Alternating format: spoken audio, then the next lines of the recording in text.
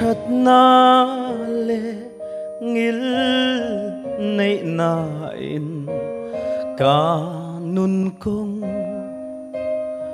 xoay chi na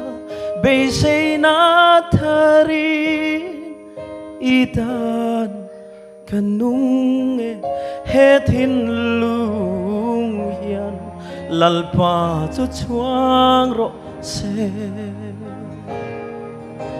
lung ngày mi tui ka biang luang chin kha kum khwa atan asu phai ta hết hin lung hian lalpa cho chuang ro se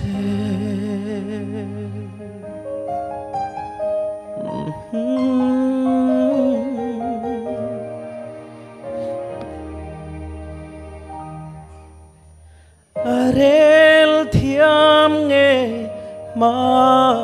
ngày na in nun na a xoay chi na nằm tin pung khata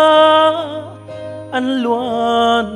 zanan hết hin lung hian i xoay chuang zel ro se lung ngày mi tui ka biang luang trin kha kum khwa ta na su phai ta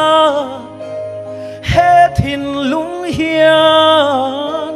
lalpa cho chuang ro se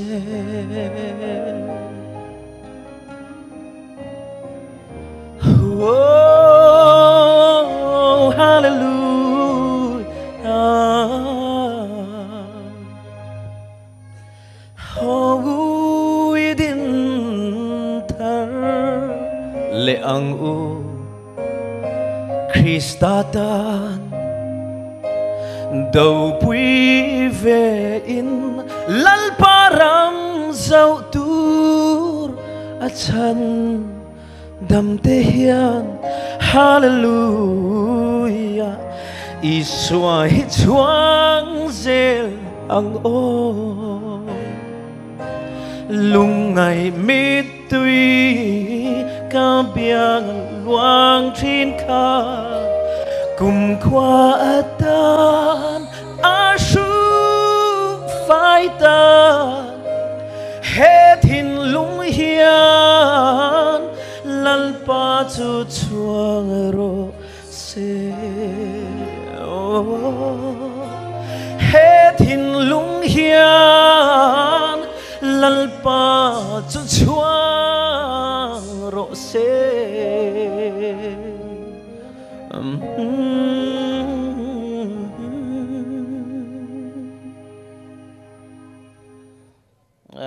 lalpa chu frino se